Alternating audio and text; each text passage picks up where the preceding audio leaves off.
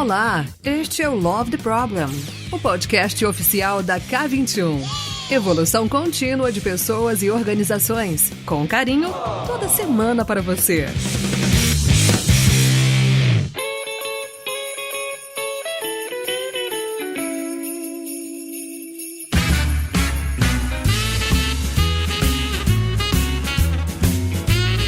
A gente está aqui com mais um evento aqui para fechar o ano da comunidade Mulheres Agilistas. E hoje também esse nosso painel, esse nosso bate-papo aqui, ele também vai... Caso você ouça ele em algum lugar, em algum momento da sua vida, provavelmente você vai ouvi-lo no Love the Problem. Então, a Dé aí também fez essa conexão. Então, a gente vai unir forças aí, Mulheres Agilistas, Love the Problem, para proporcionar um bate-papo bem legal. Eu gostaria de pedir para que as meninas se apresentem, as convidadas. Daí eu vou começar com você por ordem alfabética, depois vai passando a bola aí. Então, fala de onde você é, o que você faz e qual que é a sua motivação para hoje, para a gente começar oficialmente. Muito bom. Eu sou Andréia, mas me chama de Ideia, que eu prefiro.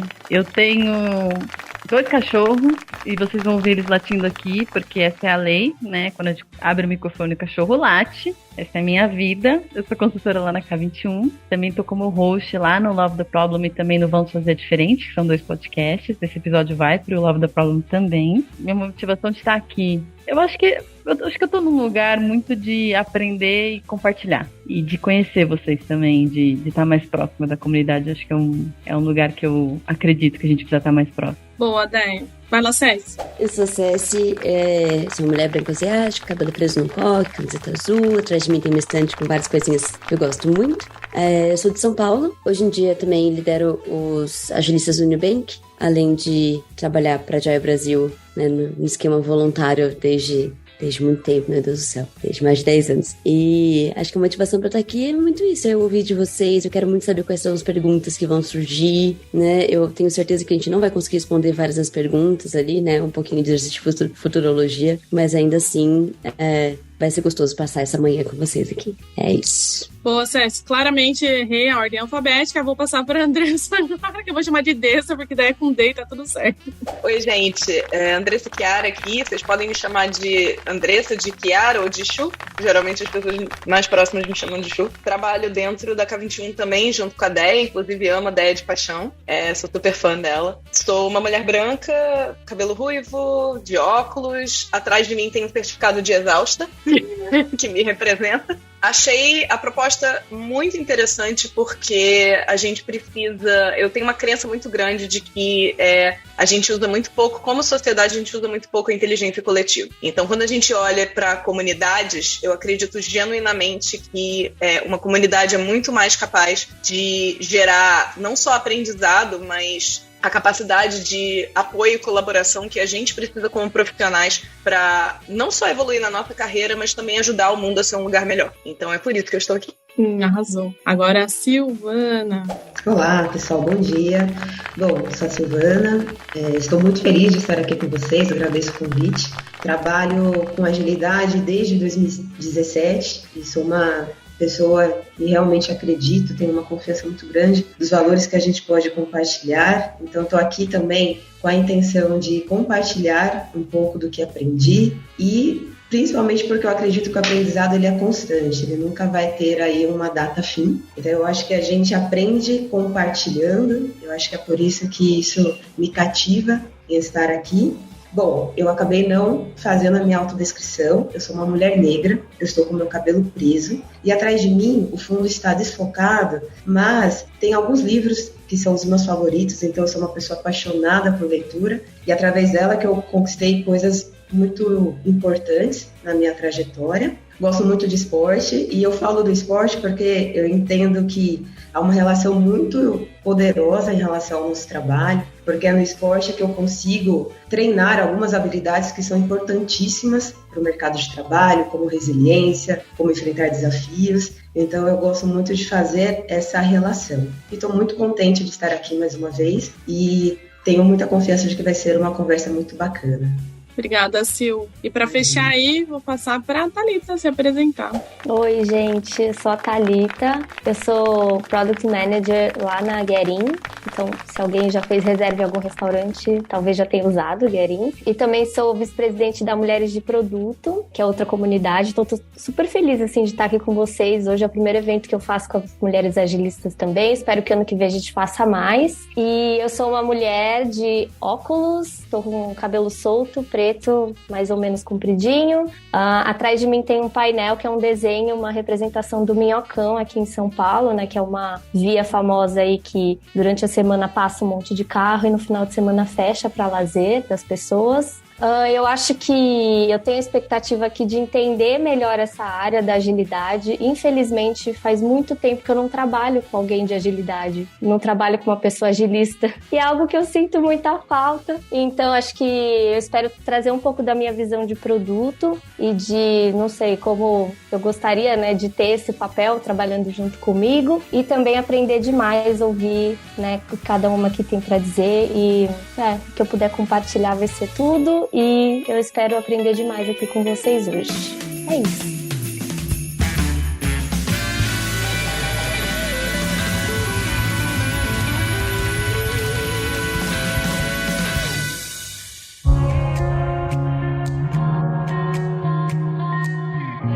A primeira pergunta que a gente tem aqui é, nesse cenário que a gente tem vivido, que a gente viveu um pouco em 2022, de demissões em massas, quais competências vocês acham que a pessoa agilista vai precisar ter para talvez evitar essa situação, se é que tenha como isso acontecer, né? Mas quais competências chaves você acha que a gente pode colocar para a pessoa agilista do nosso futuro, né? O que vocês acham disso? Ou dessas situações que aconteceram? Se alguém viveu isso, como a gente pode se ajudar? Eu acho que assim, a minha percepção é que o mercado chegou a bolha de crescimento da agilidade por causa da situação econômica que a gente está vivendo, ela está estourando. E não é que eu acho que o espaço para agilistas está diminuindo, é muito mais sobre esses elementos externos econômicos que estão gerando essa pressão sobre todas as funções de mercado, principalmente as funções de mercado que cresceram muito nos últimos 5 anos. Então, qual é a minha crença aqui? Até, 6 meses atrás, principalmente com a questão da pandemia, onde muitas empresas tiveram que se digitalizar com uma velocidade muito, muito alta, era muito fácil você entrar não só como agilista, mas também como produto, como desenvolvedor. Era muito fácil você entrar porque tinha muito mais vaga do que gente qualificada. E aí o que acabou acontecendo é que a aceleração aconteceu de uma forma muito robusta, só que agora as pessoas estão voltando a fazer coisas presencial, etc. Então você teve uma desaceleração do mercado digital. E no momento em que você tem essa desaceleração, só quem vai ser eficaz vai sobreviver. E aí eu tô falando de uma coisa muito fria, que é simplesmente pagar a conta. Você investe em, sei lá, quantos times? Pensa que cada time de desenvolvimento deve custar o quê? Entre 100 e 200 mil reais por mês, em termos de custo mesmo. Então, quando a gente faz as entregas desse time de desenvolvimento, elas pagam essa conta em termos de eficácia. Esse investimento de 100 a 200 mil reais por mês que a gente está fazendo, ele está retornando? Se isso não está acontecendo, é uma questão de tempo até a empresa olhar e falar, cara, não faz sentido manter essas pessoas. E eu acho que é muito isso que está acontecendo. A habilidade que a gente precisa ter, que eu acho que é a mais crítica, é essa visão sistêmica da gente entender que a gente não é um profissional onde a gente é contratado para fazer só o nosso trabalho. Tem uma fala de um livro chamado Players de Impacto que eu amo, que é a seguinte: se você está fazendo o seu job description, você tem que ter clareza de que os problemas mudam tão rápido de lugar que o que está na descrição do seu cargo, na verdade, é algo do passado. Você provavelmente está olhando para 1 ano atrás. O que era necessário para o seu cargo fazer há 1 ano atrás. E, na verdade, o que você precisa fazer, os problemas que você precisa resolver de fato hoje, eles vão fazer parte do teu cargo, né, da descrição do teu cargo daqui a 1 ano. Então, se você não enxerga essa visão sistêmica, se você não entende que, se você não consegue manter uma visão econômica positiva em termos do trabalho que está sendo feito, a consequência é que a conta não fecha, né? E isso, vivemos no mundo capitalista, para o desespero de muitas pessoas, inclusive o meu. vivemos num mundo capitalista onde se a conta não fecha, é adeus, beijo, queijo e acabou. Então, quanto a gente consegue realmente olhar para essa questão sistêmica e drivear os times como agilistas, a gente tem um poder de influência muito grande sobre o que o time é capaz de entregar. Então, como é que a gente usa esse nosso poder em prol de proteger não só o nosso emprego, mas o emprego dessas pessoas também? Isso também é a nossa responsabilidade. Se eu tenho um time que está sendo ineficaz e ele não está gerando resultado, eu, como agilista, que tenho a habilidade de enxergar isso, eu posso estar colocando a vida dessas pessoas em risco. E o quanto eu estou assumindo essa responsabilidade, ou então eu estou dizendo, não, eu vou só fazer o que está na minha descrição de cargo. É muito perigoso você fazer isso. Para você e para as outras pessoas. Acho que tem muita coisa que você falou desse que faz sentido, né?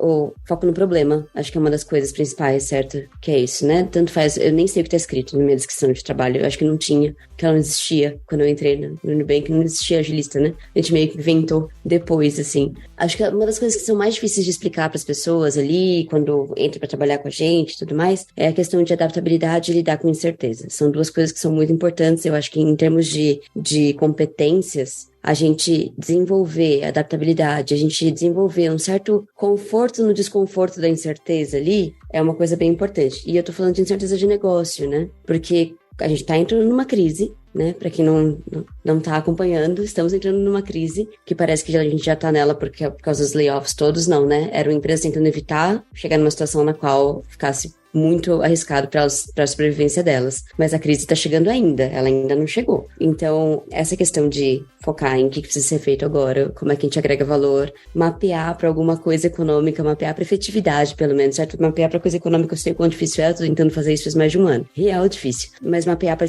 efetividade de trabalho, voltar lá para a base da agilidade, retorno de investimento, vamos chutar qualquer retorno de investimento, agora vamos medir isso, né? E vamos tentar fazer, em vez de fazer ciclos longos de entrega, a gente se desafiar entregar coisas menorzinhas ali, rodar experimentos e rodar aprendizados em cima deles, é assim que a gente sobrevive à crise, né? É deixar de pensar no grande, pensar no longo prazo e pensar em como é que a gente agrega valor agora, desde cedo e com frequência, né? Parafraseando aí uns princípios que acho que todo mundo aqui no Mulheres Agilistas já deve ter passado em algum momento. Em termos de competência também, eu queria fazer uma provocação, mais do que uma resposta, né? É que em momentos de crise, todas as pessoas que são supérfluas ali acabam sofrendo um pouco mais. E aí minha provocação até passou ali, né? Em algum momento do que vai acontecer para 2023 e tal, será que devia ter agilista em 2023? Né? E aí, da minha posição, eu acho que sim, porque a gente está olhando para a agilidade da forma de como é que a gente melhora a efetividade, eficácia com eficiência e tal. Mas se a gente estiver olhando como sendo uma pessoa que está alocada dentro de um time, só naquele contexto, fazendo coisas ali muito específicas e pequenininhas, e que aí é realmente difícil de justificar, né?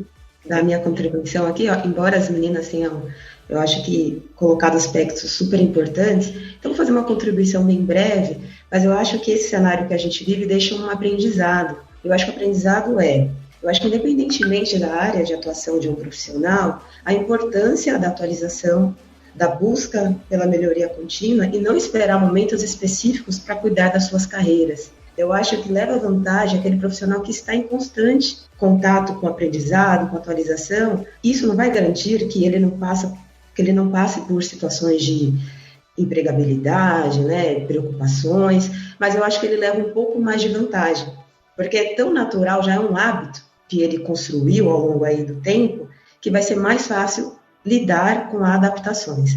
Então, eu acho que o que a gente visualiza no mercado, e principalmente no que é agilidade, né, um dos princípios, que é essa possibilidade de adaptação, eu acho que mostra isso pra gente. Então, eu comecei em 2017, como falei no início, mas de lá para cá muita coisa mudou. Então, se eu tivesse parado em 2017 com a minha entrada no mercado, eu já estaria defasada, já estaria em condição muito diferente da que estou. Então, eu acho que é um pouco disso. Então, acho que o recado que a gente pode colocar em ação e transformar isso em oportunidade é a busca, né, constante pela evolução, se manter aí um profissional atualizado para lidar melhor com esses desafios que surgem.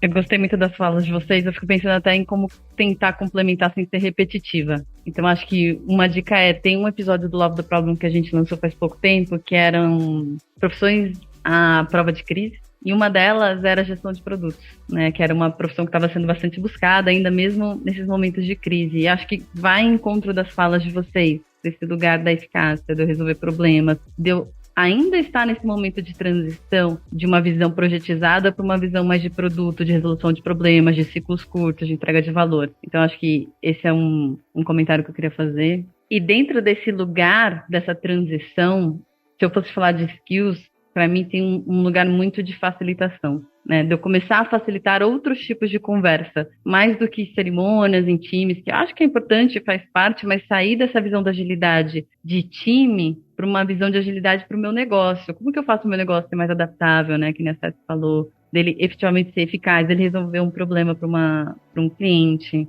Como que eu trago melhores discussões em relação aos resultados que eu quero alcançar, mais do que o projeto que eu já me comprometi que eu precisava entregar? E como eu acompanho isso, ciclos curtos e melhoro e aprendo de forma contínua. Então eu vejo hoje essa tendência da gente discutir agilidade de uma outra forma, em outros lugares, que é além dos times de tecnologia.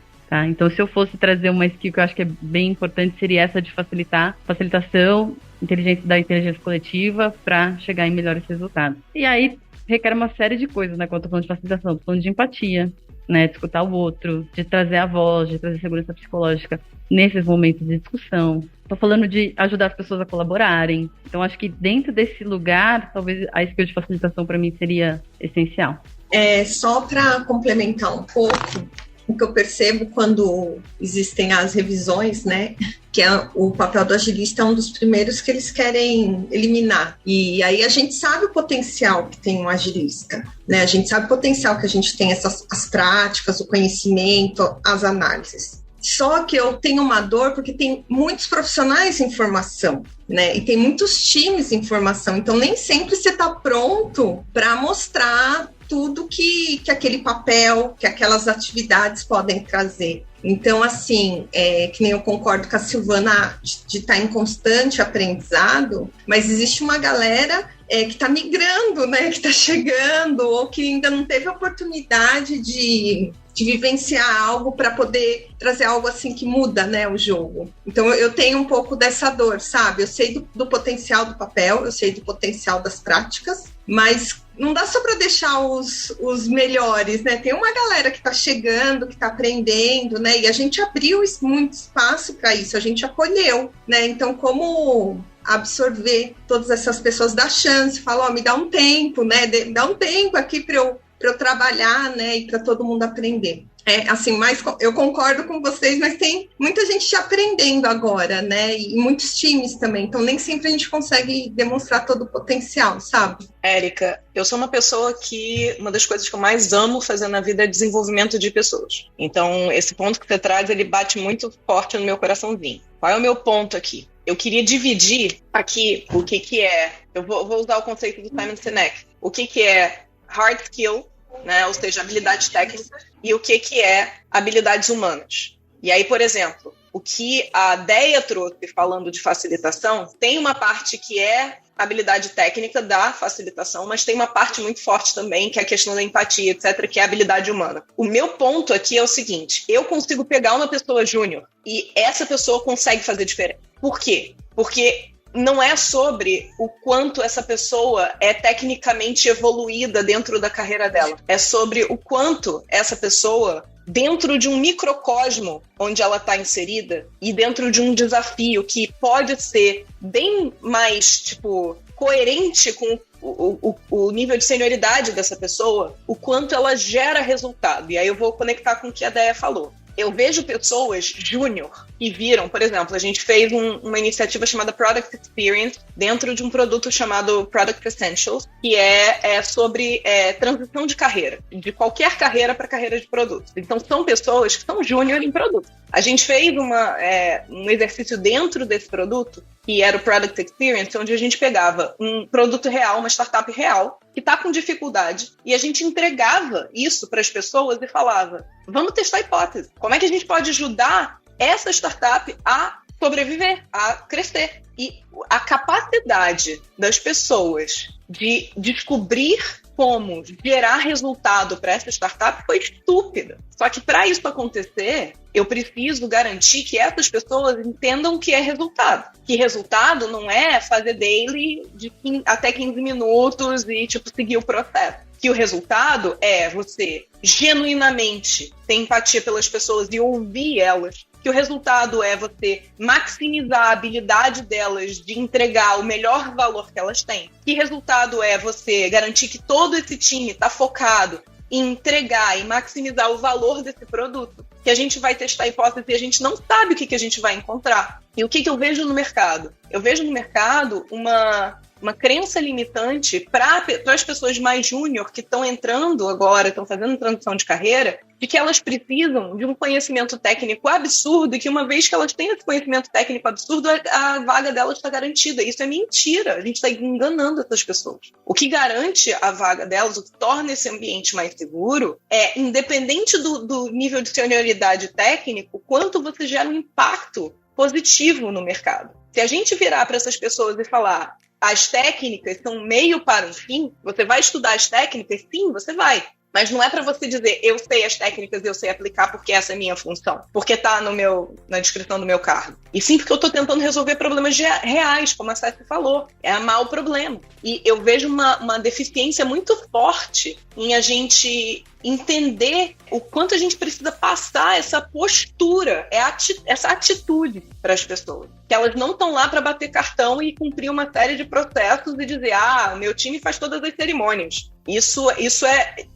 Isso é um movimento que coloca a carreira dessas pessoas em risco e a carreira dos times, das pessoas que estão dentro dos times em risco. A gente precisa se desprender dessa automação do que é o processo de você atuar como um agilista. Super concordo. Olhar para o resultado, né? E o resultado, entender o que é o resultado, né? É mais assim, essa minha dor, sabe? Que eu vejo muita gente chegando e é minha preocupação, né? Como a gente vai acomodar, mas eu super concordo com você. Eu só queria pontuar que a agilidade de produto tem desafios muito similares, assim. Então, isso que a Chu acabou de falar, eu também vejo muito na área de produto, porque, assim, nossa, quando que eu comecei? Sei lá, 2015, comecei a ver produto, tinha muito aquela história de, é PO, né, aquele papel dentro do Scrum, que eu lembro que era muito focado mais no processo mesmo. E aí, conforme a área foi evoluindo, várias ferramentas, frameworks foram surgindo, e ainda eu via muito a área focada em aprender novos frameworks, e assim, muito disso que a Chu trouxe de, uma vez que eu aprendo tudo, eu vou saber o que é fazer produto, acho que era um pouco a crença que a gente tinha, sabe, na área. Que eu vejo que não faz pouco tempo, tá começando a mudar, mas eu também concordo que é uma questão de atitude, de começar a enxergar a relação de entregar valor, né? Ou entregar resultado, independente da ferramenta que você use ali para validar sua hipótese, ou enfim, para fazer produto, né? Entre aspas. Então, acho que é interessante a gente tem realmente desafios bem similares, assim. E acho que na questão dos layoffs, eu acho complicado também pensar se uma habilidade específica vai salvar você ou não de um layoff, porque é isso, né? Tipo, a conta não fecha, a empresa provavelmente vai decidir, né? Vai optar por isso, né? De mandar pessoas embora. Então, a gente às vezes tenta também trazer um pouco pro individual nesse sentido, mas às vezes também não tem muito o que você fazer de adquirir novas habilidades para aquele contexto, né? Dependendo de como ele tiver. Então, acho que talvez realmente concordando com um pouco de tudo que já foi falado aqui, né? Tá um pouco atento a esses movimentos, né? Entender, poxa, eu tô dentro de um time que tá fazendo parte de um produto que entrega valor ou não, isso aqui poderia ser facilmente cortado ou não, porque isso te dá um pouco mais de autonomia, liberdade para pensar no que fazer, né? Em termos de tornar aquilo valioso ou, enfim, fazer qualquer outro tipo de movimento. Então, eu acho que é isso. Só complementando, assim, um pouco do que foi falado. Eu queria falar disso de transição de carreira e tal, né? Que até a próxima pergunta, né? A pergunta mais votada no momento também é isso, né? Da entrada, transição, primeira oportunidade e tal. E eu, tendo passado por um monte de coisa dentro da agilidade, eu tô achando legal de ver e tal, né? Eu tô no mundo da agilidade desde 2007. e faz um tempinho, né? Então eu entrei como desenvolvedora de software, aí eu fui lidar com projeto e com produto e com mais um monte de outras coisas ali, aí eu fui pra cultura, e aí eu voltei pro desenvolvimento de software, fui liderar a engenharia, enfim, eu saí, né, me espalhando por todo lado, porque eu acho que é importante. E aí eu achei uma coisa engraçada que eu queria contar pra vocês, que foi nessa semana passada aqui, a gente teve um encontro de todos os agilistas do Nubank ali e tal, e a gente tava procurando 3 coisas em comum. E aí uma pergunta que fizeram foi assim, quem aqui quer ser agilista pro resto da vida, né, se vê como agilista até o resto da vida? E aí nenhuma alma levantou a mão naquela sala. Então o que eu quero dizer pra vocês é um negócio curioso aqui, que é, a gente tá falando de transição de carreira querendo ser agilista, quando na verdade quando eu olho pra coisa, o que eu vejo é, como é que eu trago agilidade para o que quer que eu esteja fazendo na minha vida? E essa é a coisa importante, certo? Esse é o valor que a gente traz como agilista. Se a gente se apegar no cargo, é a mesma coisa que a gente se apegar na descrição do trabalho, que é a mesma coisa que a gente se apegar em várias outras coisas. Então,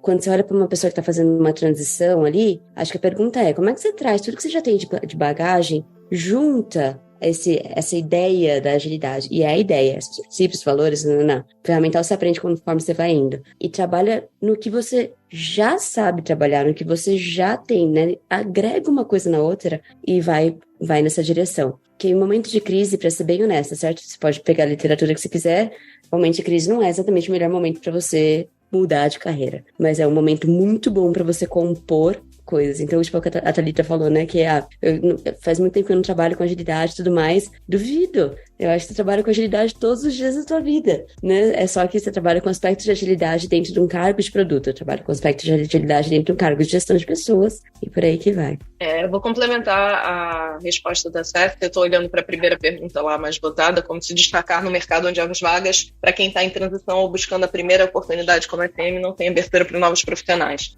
Gente, me dói muito falar isso, mas não vou mentir para vocês. Quando a gente precisa ter experiência para poder ter experiência, a primeira experiência provavelmente vai ser algum tipo de oportunidade voluntária. E aí, isso tira muitas pessoas do mercado, porque nem todo mundo tem o tempo hábil para dedicar a atividades voluntárias, mas é um caminho viável. Onde você pega, por exemplo, a ideia do Product Experience, olhando não para SM, mas para produto, foi muito essa. Como é que eu gero uma experiência onde as pessoas peguem um business real e elas consigam gerar eficácia para esse business? Para a pessoa botar isso no portfólio dela, para ela poder ter mais chances de ser contratada. Foi por isso que a gente fez o Product Experience. E busquem essas oportunidades. E criem isso dentro do portfólio de vocês. E aí eu vou dar uma dica, que é a dica de ouro. Métricas. Não adianta você dizer assim, eu fiz isso, executei aquilo, não sei o que lá. Isso só vai te levar até um certo ponto. Agora, se você vira e fala assim, eu melhorei a capacidade de... Tipo, eu diminui o time to market, ou lead time, ou o tempo de entrega do meu time em 80%.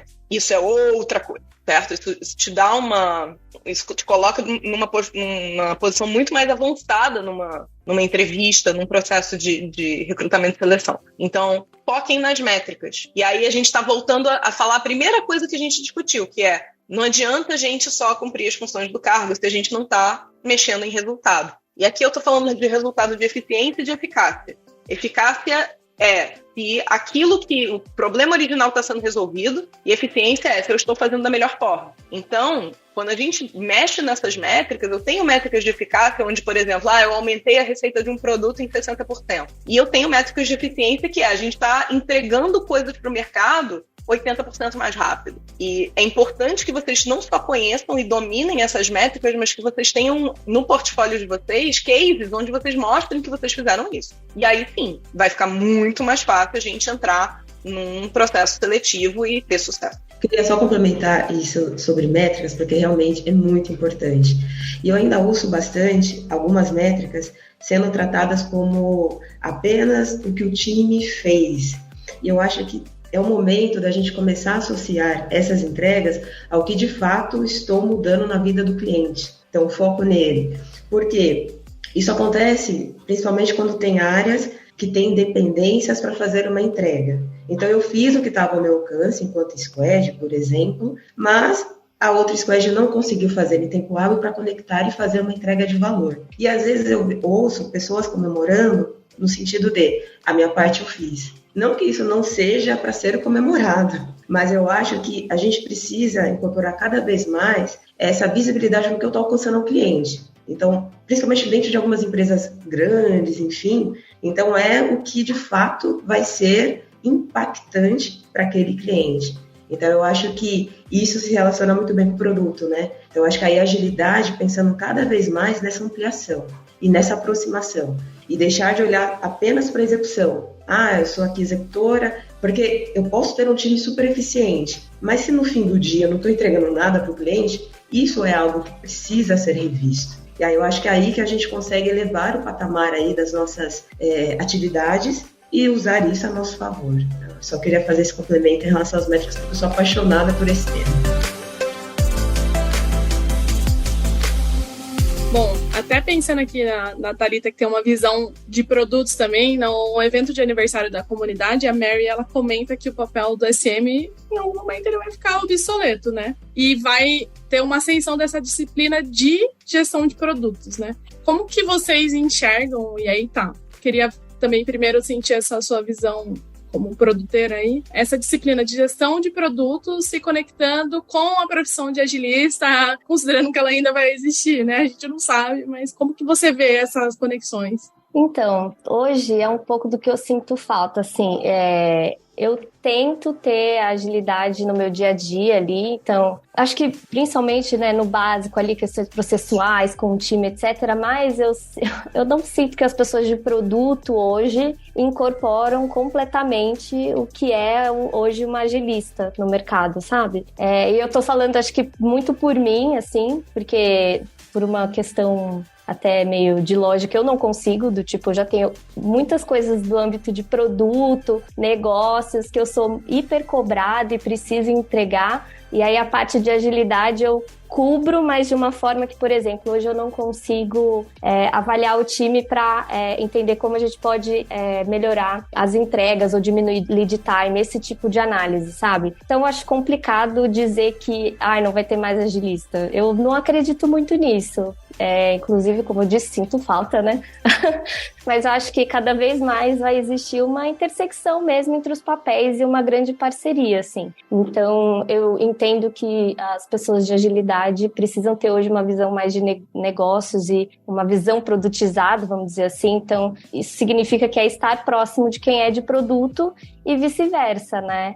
Hoje eu sinto, e de novo, né, é a minha experiência, é a minha visão hiperpessoal, aqui, opinião total minha. Hoje eu sinto que eu tento cobrir essa parte, porque hoje realmente eu não tenho uma profissional agilista, mas assim, não é como se saísse super bem feito também, né? Então, no nível ali bem superficial, cerimônias, a coisa mais de processo, ok. Mas assim, quando eu me pego quando eu paro pra pensar, tipo, putz, eu não tô conseguindo identificar se o time tá com algum problema em relação às entregas e qual é o ponto que eu posso atuar para melhorar e, enfim, diminuir, né, uma métrica que tá esquisita, eu não consigo, porque eu não tenho tempo, porque, né, enfim, eu até não tenho toda a, como se fala? Toda a habilidade mesmo, estudo e técnica para fazer isso, né, e esse olhar mais específico nesse ponto. Então, eu acho, né, de novo me repetindo, que vai haver cada vez mais essa intersecção mesmo, mas em algum ponto ainda existe o papel da agilista para poder direcionar o time em determinados aspectos e do lado de produto também. E aí eu acho que o ideal, né, então também aí dando só a minha opinião, seria ter essa grande parceria, né? Eu acho que times que conseguem unir produto com agilidade têm mais oportunidade de identificar problemas que não são só do tipo, o produto, as entregas, o negócio, mas alinhando isso com a questão de como o time está caminhando, onde a gente pode melhorar para entregar mais e mais rápido, sabe? Então, acho que é isso. É um pouco da minha visão. Eu olho muito para agilidade como uma cultura, um lugar daquela essência de entregar valor em ciclos curtos, melhorando continuamente e, obviamente, sem perder a humanidade, né? Sem perder a humanidade com as pessoas.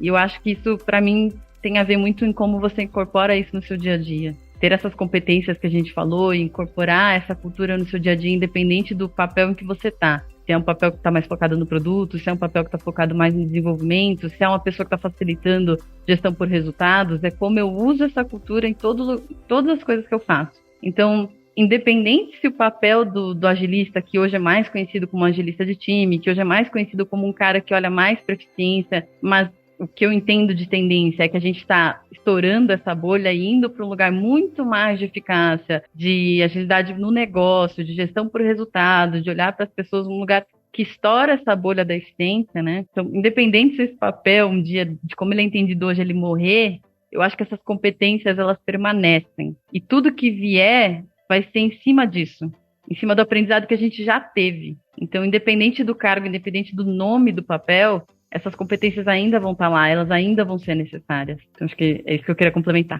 Gente, em 1800 Guaraná de rolha, quando eu comecei a trabalhar com Scrum, eu falava assim, eu achava um absurdo que eu, como Product Owner, na época, eu ganhava mais do que o meu SM. E eu brigava com as pessoas dentro da empresa por causa disso. Eu falava, o meu SM tem que ganhar o mesmo que eu. O argumento que eu usava para isso era o seguinte, um bom SM forma um bom PO. Mas um bom PO não forma um bom SM. E aí hoje, já adaptando para a nova linguagem, porque vocês percebem que a linguagem foi evoluindo, né? E o escopo foi se mexendo, mas um bom agilista, tipo, por exemplo, se eu pegar a Ceci e eu pegar um PO júnior e falar, Ceci, me ajuda a desenvolver essa alma abençoada, ela vai arrebentar, ela vai transformar a pessoa num PO animal. E esse tipo de desenvolvimento de talentos e a gestão das pessoas e a gente organizar o trabalho dos seres humanos, porque eles não sabem se organizar sozinhos, tudo isso, todos os elementos que são necessários para a gente entregar valor, isso vai continuar existindo. O nome pode mudar.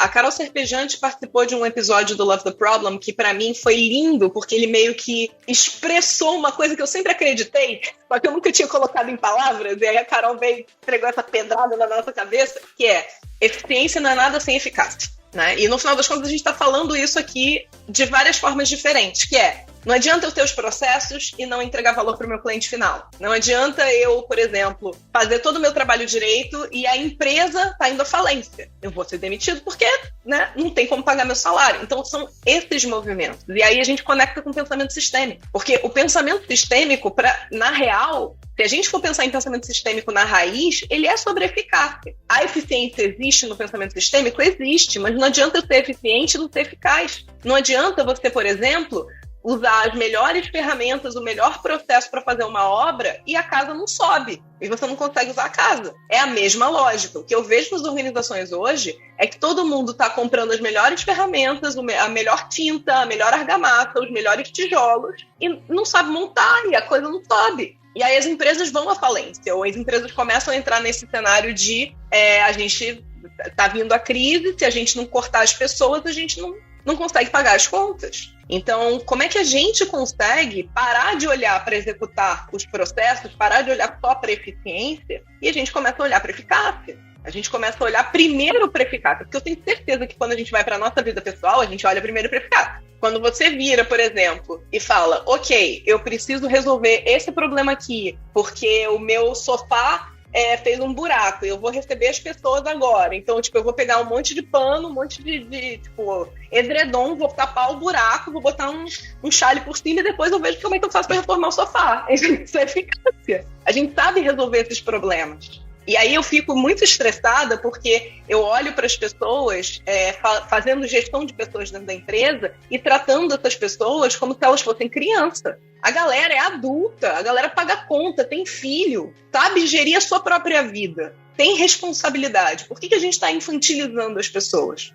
E aí, não posso falar que a gente está preocupado com a crise. E aí você está negando que você tem uma inteligência coletiva a acionar em prol de resolver o problema. Então, eu acho que é muito sobre isso, é muito sobre a gente abandonar os rótulos e aí entregar muito aquilo que a Ceci falou. Eu tenho certeza que todo mundo aqui usa agilidade na vida. Esse exemplo do sofá, ele é sobre adaptação. Existe um mindset ágil nisso. Todo mundo aqui já fez alguma coisa parecida. Então, por que a gente não aplica isso no nosso dia a dia? Por que é tão difícil entender que a nossa vida profissional e a nossa vida pessoal, no final das contas, a gente é uma pessoa só, é integralidade. a inteligência que a gente tem, a maturidade que a gente tem para gerar soluções dentro da nossa vida pessoal, ela tem que existir na nossa vida profissional também. Eu não entro na empresa e fico idiota. Perdi a minha inteligência. Não é isso, não é assim que acontece. Tem várias coisas aí, né? Eu acho que a primeira que eu queria trazer é que quando você falou sobre, né, quando você falou sobre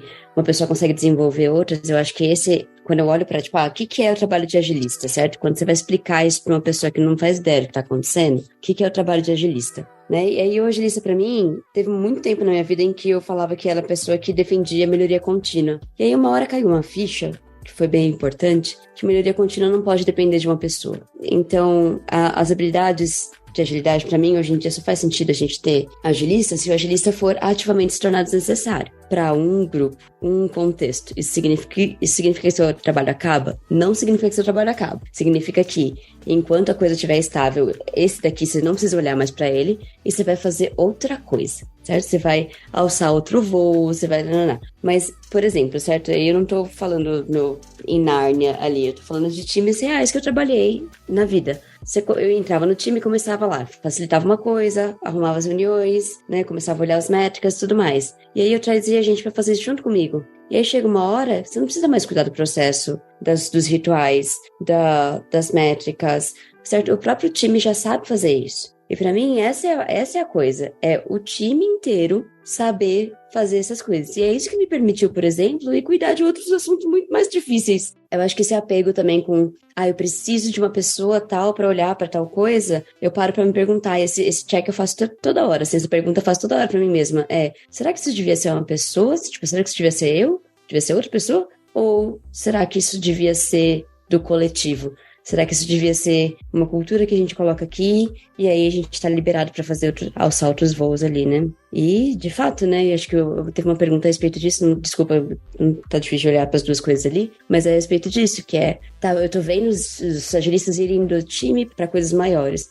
Sim, e quando você faz seu trabalho direitinho nos times, ali, né, não tô falando que é um mau trabalho, tá? Mas quando você faz isso várias vezes, aí chega uma hora que você aprende e fala, tá bom. Então agora eu já sei como é que eu faço pra ensinar isso pros times e deixar os times independentes de mim. E aí quando você consegue alçar voos maiores, e os voos maiores eles são divertidos, eles também são cansativos, aí depois você descobre se você quer isso ou não pra sua vida, né? Mas é interessante, né? Tipo, é o que abre portas pra gente ali. Eu vou complementar, estou aqui complementando bastante coisa porque eu concordo muito com o que todas estão falando. Eu acho que essa questão de oferecer mais autonomia para o time, prepará-los para que não fique uma atuação concentrada no agilista, eu acho que exige coragem, porque ainda enfrentamos aquela síndrome do herói, né? Tem alguns agilistas que, em algum grau, ainda se sentem mais valorizados quando o time tem uma alta dependência dele, né? Aquele agilista que, se não, voltando uma dele, se o agilista não entra, a dele não acontece. E eu acho isso tão arriscado e tão perigoso, porque eu acho que a gente está aqui para transformar realmente as instituições que a gente trabalha. Então, eu acho que a gente precisa, sim, potencializar e ampliar. E fazer com que... E sei que, principalmente nessa área, né, de engenharia, tem aqueles profissionais que preferem não ser aqueles que vão se comunicar, que vão preferir realmente executar algumas coisas, mas eu acho que sempre que possível a gente ampliar e prepará-los com as habilidades que agilistas têm, eu acho que todo mundo ganha. Porque aí eu acho que o agilista pode se dedicar até, inclusive, de forma mais intensa junto ao PO, ao PM, enfim. Então eu acho que é direcionar, é ter a coragem de fato de preparar essas pessoas e não ter essa sensação de ameaça. Mas se não dependerem de mim, minha profissão está ameaçada. Eu acho que é pelo contrário. Acho que se eu tenho um time que consegue buscar aí, passar por obstáculos, mostra que eu estou fazendo um bom papel. Então, eu acho que é um pouco mais disso. E não é deixando, não vou mais fazer então o meu trabalho, o meu papel. Não é isso. É só possibilitar que mais pessoas também façam, porque eu acredito sim que essa habilidade é importante de ser disseminada na corporação como um todo, e não direcionada apenas a um papel específico. Meu Deus.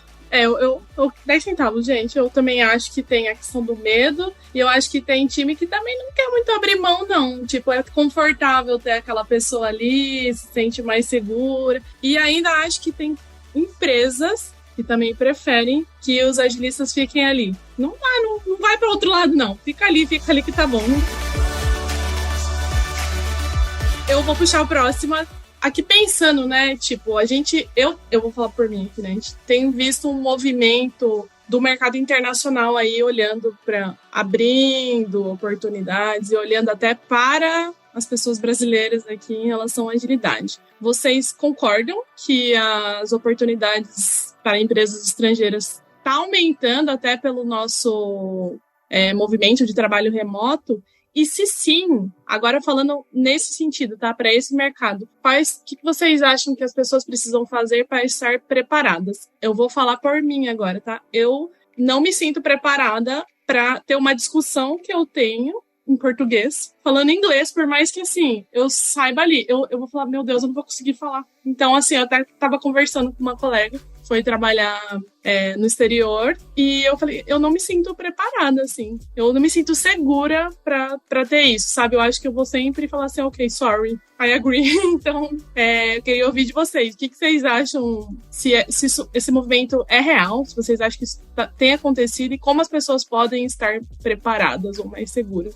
Eu vou fatiar aqui. Primeira coisa, sim, esse movimento é real. Existem, tá rolando um lado A, lado B no mercado. O lado B é o lado do Elon Musk, né? Tipo, não, tem que ser presencial e tal. Tem esse lado, mas também tem o lado A, que é o lado do, não, a gente acredita que trabalho remoto é o futuro e a gente tem acesso a um pool de talentos que a gente não teria de outra forma. Então tem esse racha no mercado, então você vai encontrar empresas do lado A e do lado B. Não é uma coisa unificada, nem uniforme. Eu estou sendo simplista em falar em lado A e lado B, porque tem vários sabores aí entre o A e o B, mas enfim. Eu acho que o ponto para responder a pergunta é o seguinte. Eu dei aula de inglês durante 10 anos, gente. O que eu percebo? Eu percebo que existe uma síndrome da impostora muito forte, principalmente em mulheres, onde você sabe a língua, porque você não é capaz de raciocinar de forma natural dentro da língua, você acha que você não sabe. E aí, alguns fatores. Primeiro fator, a forma que você desenvolve a habilidade de se expressar é se expressando. Então, exercícios como junta alguns amigos e, tipo, hoje a gente só vai falar inglês, ajudam. Mas a coisa mais divertida de fazer para você perceber, para você abandonar essa síndrome da impostora, é você ir para um país que não fala inglês, mas que as pessoas falam em inglês com os turistas. A gente fez esse exercício, eu e Marco Dubovski, meu marido, na Grécia. Ele estava inseguro, a gente foi para a Grécia, ele é super extrovertido, eu sou introvertida, eu só falo muito, mas eu sou introvertida, eu não gosto de ficar batendo papo com as pessoas se eu puder evitar, exceto quando é assuntos que eu gosto muito, tipo o que a gente está aqui hoje. E ele faz amizade com o poste, é basicamente isso.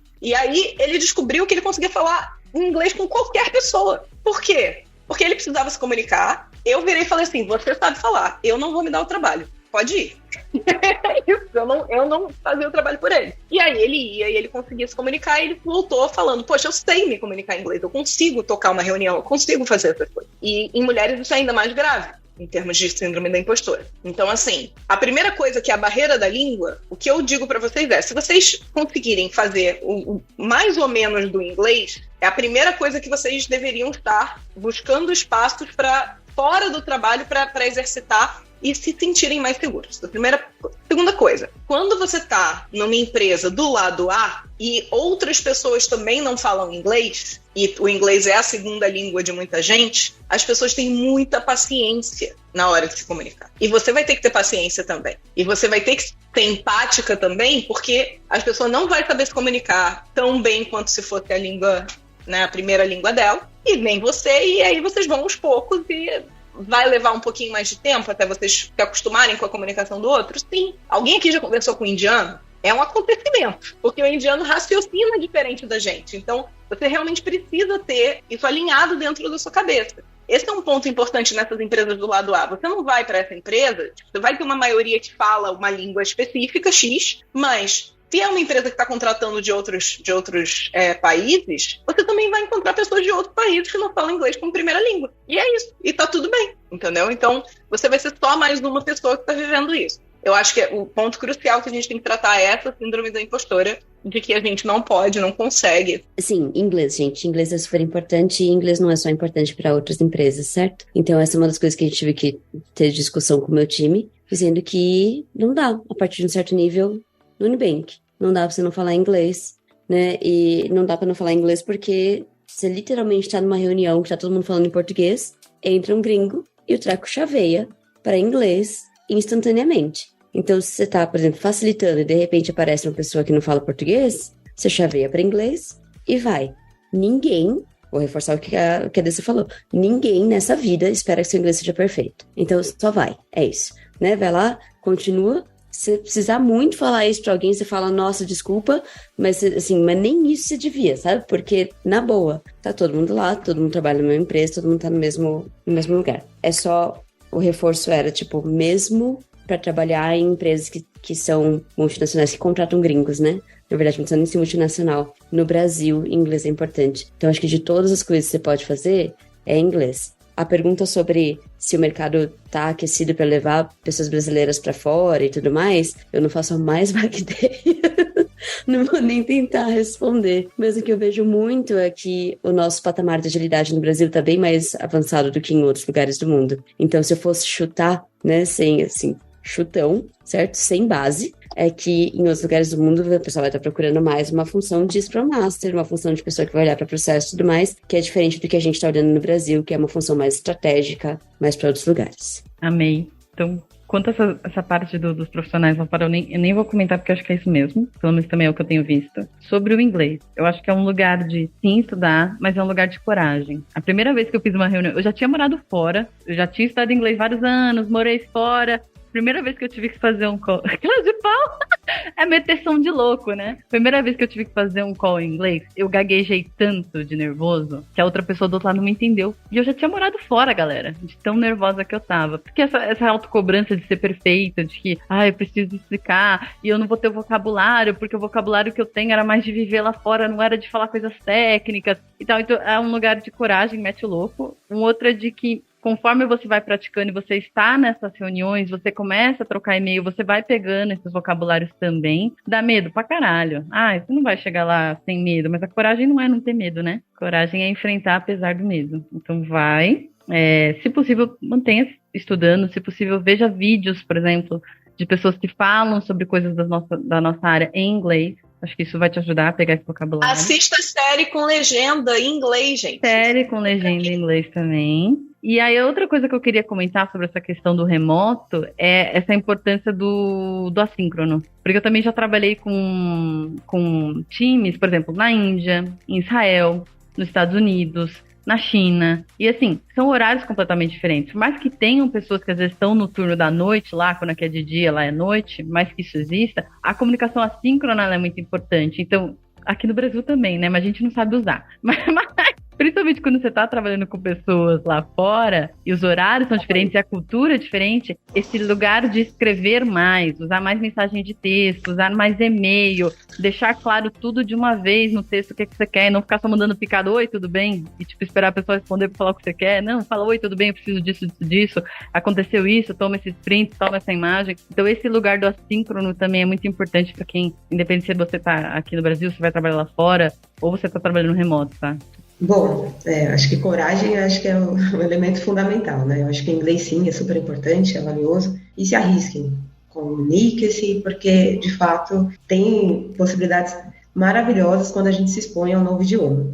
E como as meninas já falaram muito bem sobre isso, eu queria compartilhar uma dica que me foi muito valiosa em relação à busca de profissionais até brasileiros no mercado internacional. Façam uma mudança simples no LinkedIn de vocês. Coloquem lá, ao invés de deixar a localização atual, que imagino que seja aí nacional para a maioria das pessoas, coloquem, por exemplo, Estados Unidos, Nova York. Vocês vão ficar surpresos com a quantidade de vagas que vão surgir para o perfil de vocês. Eu me surpreendi, foi positivamente. Eu arrisquei, coloquei a minha localização como se eu estivesse, nos Estados Unidos e recebi muitos contatos. E até para buscar vagas, se vocês colocarem lá na localização, no local que vocês tenham interesse, vocês vão observar que tem muitas oportunidades. Então eu acho que quando eu recebi essa dica, eu coloquei em prática, eu percebi o valor disso, eu achei que valeria a pena aqui compartilhar com vocês. Então, sempre que puderem, esteja em contato com o idioma, eu acho que isso faz com que a gente tenha bastante confiança,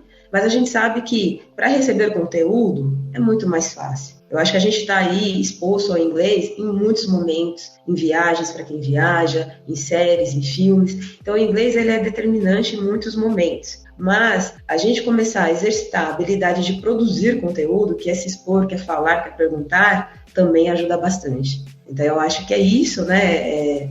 Assumam riscos, e são riscos controlados, né? O que de pior pode acontecer numa conversa? Claro que a gente, por exemplo, está num ambiente de trabalho, a gente tem a preocupação com o nosso trabalho, com o nosso emprego e tudo mais. Mas tem várias outras situações que a gente pode se colocar à prova e que não vai ter impacto nenhum. Eu tive uma viagem recente, minha mãe me acompanhou. Eu me arrisco, eu falo inglês, já morei fora também. E em alguns momentos é frustrante perceber que, tendo tido experiências no exterior, tendo morado fora, em alguns momentos eu não vou ser entendida e não vou entender. Mas é assim mesmo. Então, eu acho que é tirar um pouco dessa frustração, porque não é a nossa língua materna, embora a gente tenha aí muitos anos de estudo, em algum momento a gente vai ter dificuldade, tudo bem, mas a minha mãe, ela fala pouco, né? E aí eu lembro que uma situação que a gente estava num restaurante, uma pessoa perguntou alguma coisa para ela, e aí ela já direcionou a pergunta para mim. E aí eu ajudei ela a responder. E aí ela conseguiu fazer a resposta e essa situação foi trabalhada.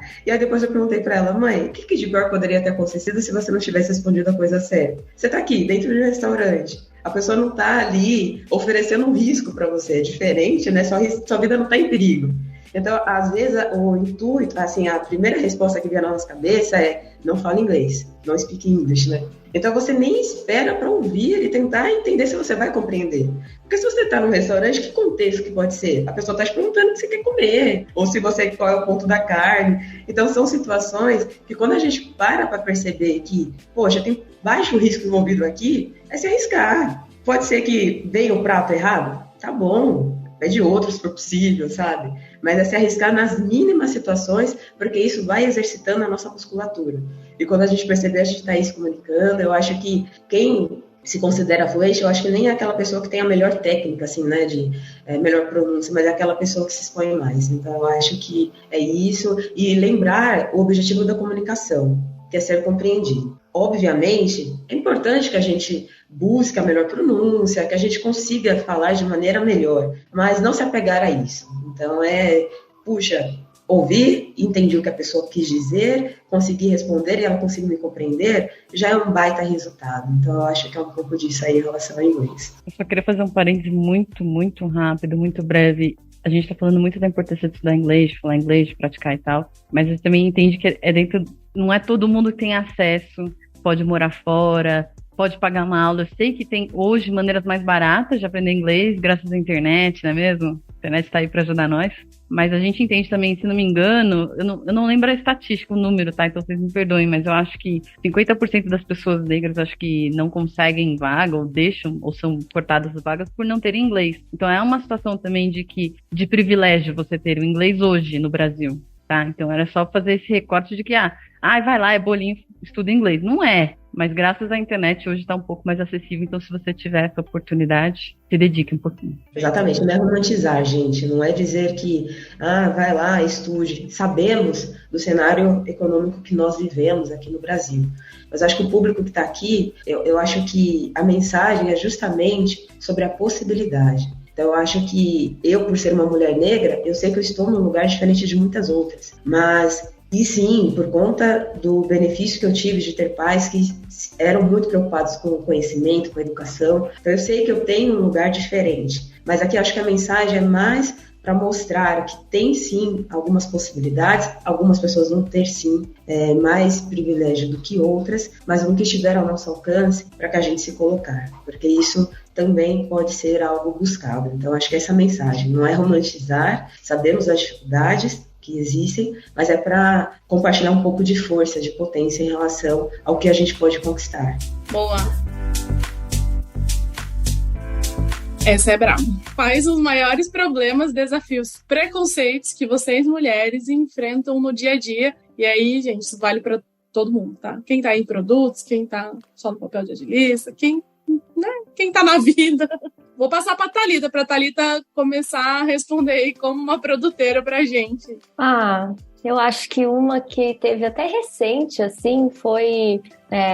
eu fiz né, junto com a designer do meu time, a gente fez um discovery super legal, né, de um produto novo que a gente vai lançar no que vem. E eu puxei uma reunião técnica, porque aí eu precisava entender, tipo, viabilidade, né, enfim, se tinha algum risco técnico que eu precisava me preocupar. E o desenvolvedor sugeriu que eu fizesse um discovery, foi uma coisa meio assim, sabe?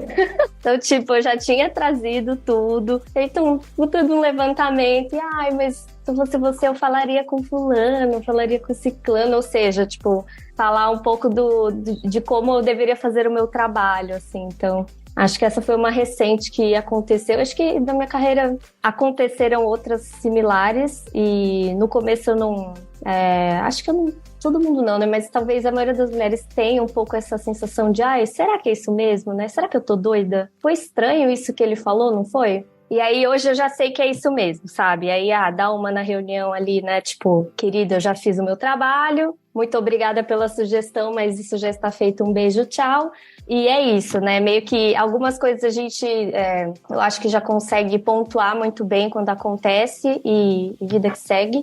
Mas eu vejo que ainda tem esses pontos bem de dia a dia de trabalho, assim, que muitas vezes os caras não percebem, sei lá, é do hábito, né, acham que estão dando uma super sugestão, estão sendo mega solícitos e tal, né, que estão fazendo uma coisa boa, né, que a intenção é boa, mas nem sempre a intenção sendo boa, o resultado é legal pro outro, né, então acho que isso eu ainda vejo acontecendo, mas eu acho que todos os clássicos do machismo eu já passei, assim, de ser interrompida em reunião, de ser descreditada, de pegarem minha ideia, isso acho que eu já passei algumas vezes. E aí eu acho que é o mais importante, porque eu vejo que as mulheres estão sabendo identificar isso melhor, estão se unindo mais também, né? E aí a gente pode até, estando numa reunião com outras mulheres, meio que se defender, assim, acho que isso é bem importante. Eu acho que vale eu contar uma história que aconteceu alguns meses atrás e ela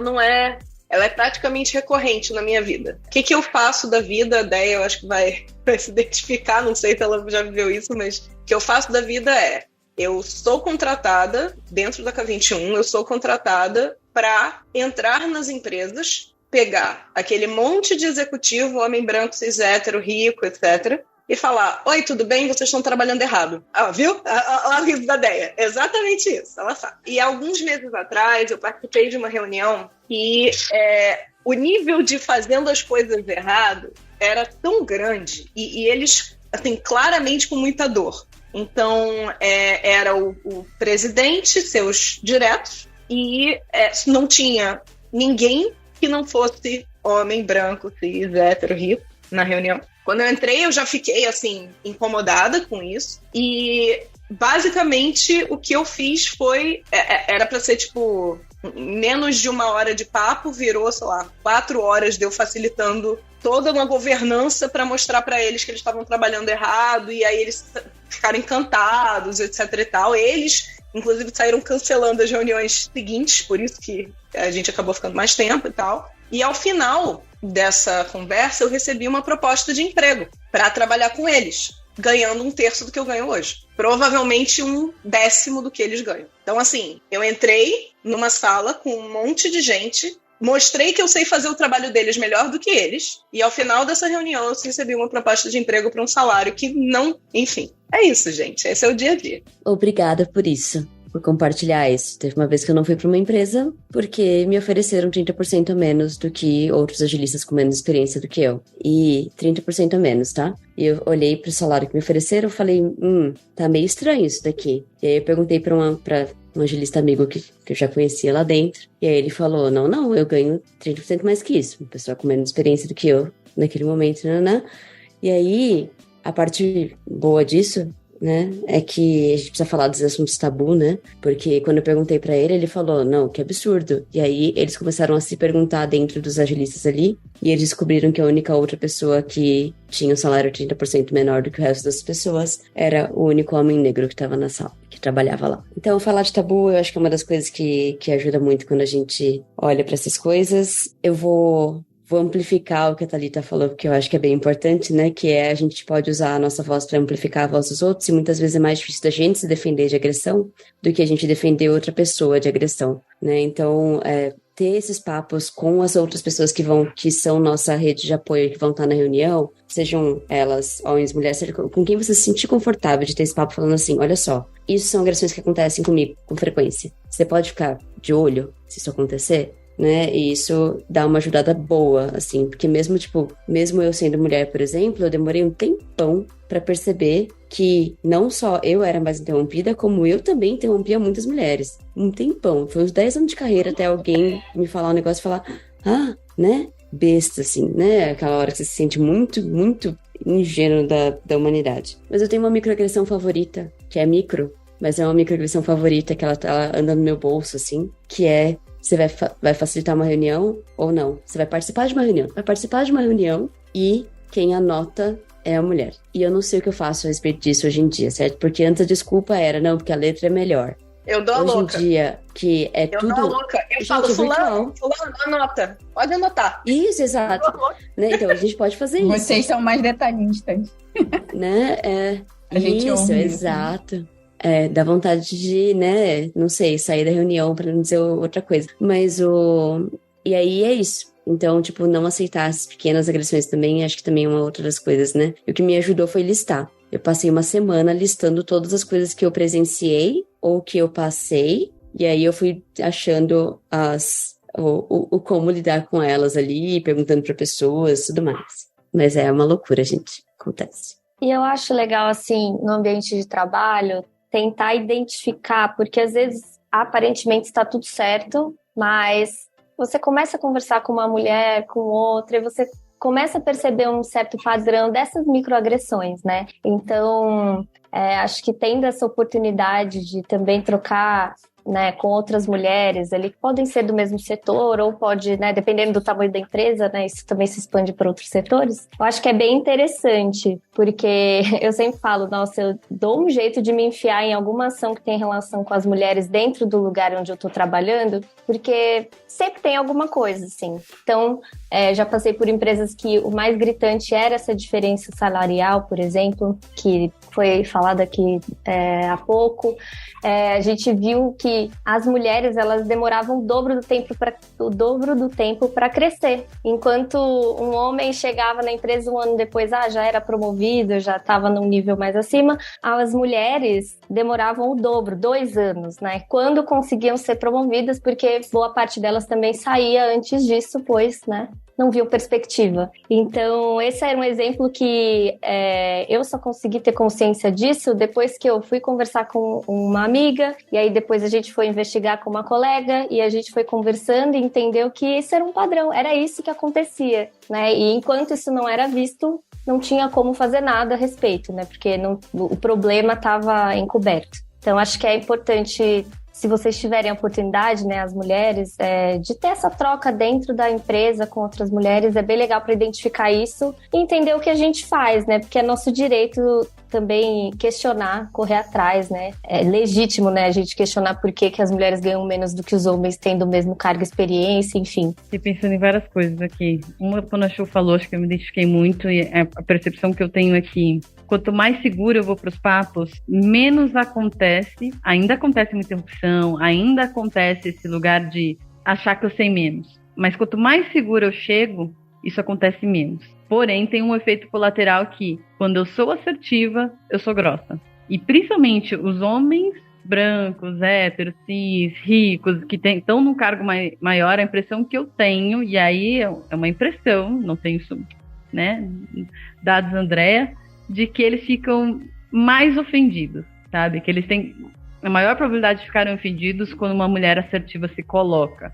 E eu caguei, eu vou fazer do mesmo jeito. Mas aí, nesse lugar, uma coisa que acho que eu tento fazer bastante é, se eu não estou dando a minha opinião de uma forma assertiva, eu minimamente estou facilitando para que eles cheguem numa conclusão de que tem algo errado ali. Ou de que eles não sabem que eles não sabem, e eles vão perceber que eles não sabem de algo. Então, se eu não estou conseguindo trazer a minha opinião de uma forma assertiva, porque nem sempre eu consigo, às vezes eu também tenho medo, né? É facilitar e fazer boas perguntas, boas reflexões, para que eles percebam que, tipo, não sei, não é mesmo? O que eu estou fazendo aqui, ganhando rios de dinheiro, sem saber o que eu estou fazendo direito? Bem, a segunda colocação que eu queria trazer é que somos todos machistas. Todos, mulheres, homens, somos todos machistas, fomos criados assim. Eu também tenho várias colocações machistas, e é de um lugar de eu estar me olhando todos os dias.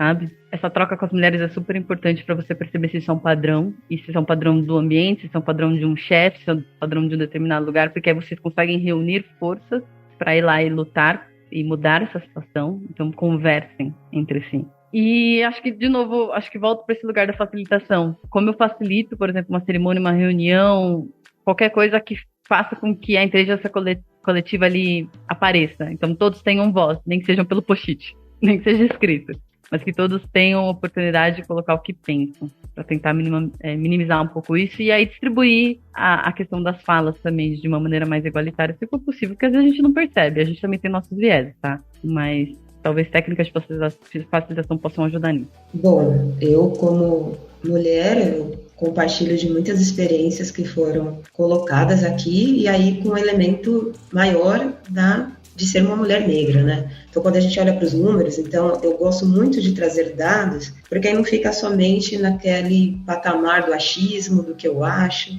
Não, é real, são fatos. Então, quando a gente olha aí numa estrutura, a gente percebe que a mulher negra está em desvantagem em relação ao homem branco, que está acima da mulher branca, que está acima do homem negro, e a mulher negra lá em última posição.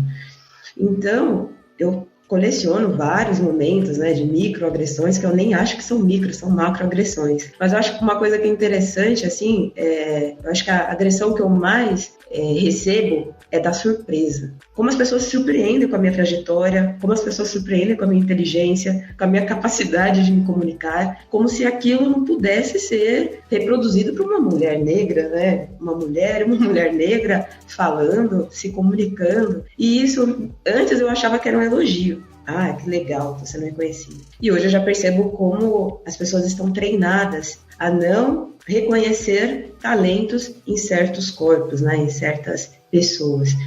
Então eu acho que a gente está vivendo um momento que eu acho que é oportuno para ter conversas desconfortáveis. Então eu acho que passei muito tempo me silenciando, porque eu também nem percebia, tá, gente? Então por muito tempo eu não tinha essa compreensão que eu tenho hoje, né, sendo uma mulher, e hoje eu tenho uma criticidade muito maior em determinadas situações, né? Então eu já consigo rapidamente perceber a diferença de tratamento que é me oferecido em relação a outras pessoas. E eu acho que eu aprendi também a sair dessa zona de poxa, é assim mesmo. E eu acho que não, acho que eu ouço muito sobre a questão da paciência. Tem que ter paciência, que as coisas vão mudar. Mas eu acho que a gente tem pressa, eu acho que isso é algo cada vez mais latente, e eu acho que a gente tem que estar disposto a ter conversas desconfortáveis, a buscar os nossos lugares, porque eles são merecidos, né? Então eu acho que é isso, é reconhecimento. E não é aquela questão de querer receber, é querer ter reconhecimentos. Então eu acho que é um pouco disso. Então eu acho que nem vale a pena, porque eu acho que é uma estrutura. Então eu acho que elencar aqui uma situação ou outra, eu deixaria muitas de fora. Então, eu acho que é uma estrutura que faz com que mulheres como nós, aqui, que estamos aqui dedicando um tempinho, compartilhando aprendizado, e é muito triste perceber que as dificuldades enfrentadas por cada uma de vocês, por cada uma de nós. E não deveria ser assim, né? A gente não pode aceitar esse tipo de situação, essa desvantagem. Então, eu acho que é um pouco disso. Então, sim, também tenho várias situações que vivenciei e sei que vou continuar vivenciando. Isso também é uma realidade. Mas aqui estamos, eu acho que a partir do momento que nós reconhecemos um problema, como diz Bell Hooks, uma autora que eu admiro muito, que faleceu, eu acho que quando a gente identifica o problema, a gente tem capacidade de tratá-lo. Então, eu acho que a gente vai para um lugar de discussão e de levantar pontos, tá, gente? Eu não sou muito extremista, não acho que... eu sou muito a favor do diálogo e eu acho que tenho confiança em dizer que eu sou uma pessoa que busco aí trazer conexões e demonstrar que, poxa, esse modelo aí não funciona mais, nem deveria estar funcionando há tanto tempo. Então, eu acho que é trazer aí essa movimentação e ouvi essa semana uma frase que me impactou bastante, né? Que a forma mais fácil da gente ser aceita por um grupo é ser parecido com ele. Mas a potência só vem naquelas pessoas que agem diferente e que ousam questionar e que ousam fazer diferente. Então, eu acho que é um pouco disso. É doloroso, a gente sente muito medo de fazer esses questionamentos, da gente questionar, porque A gente sabe que somos, né, em grande maioria, a parte mais enfraquecida dessa estrutura, mas eu acho que é agindo que a gente consegue ter transformações. Então, eu acho que é um pouco disso. Então, é ter a coragem de não agradar a todos.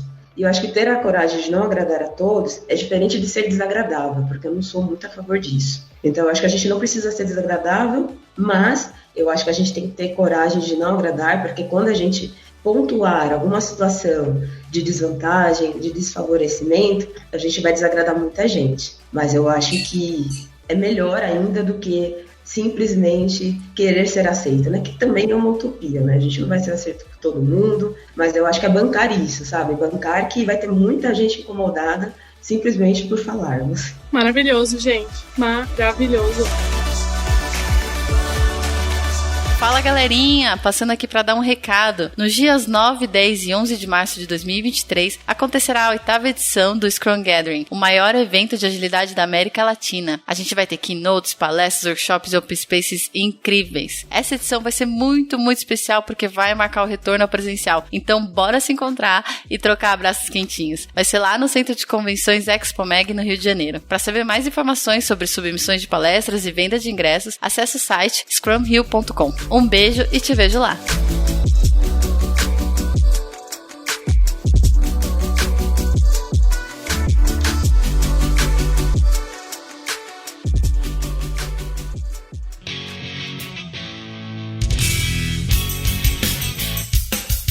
Este foi mais um episódio do Love the Problem, o podcast oficial da K21. Se você curtiu, compartilhe, inscreva-se no seu agregador de podcasts favoritos e espalhe conhecimento por aí. Procure por Love the Problem nas redes sociais e deixe seu comentário ou sugestões. Até o próximo!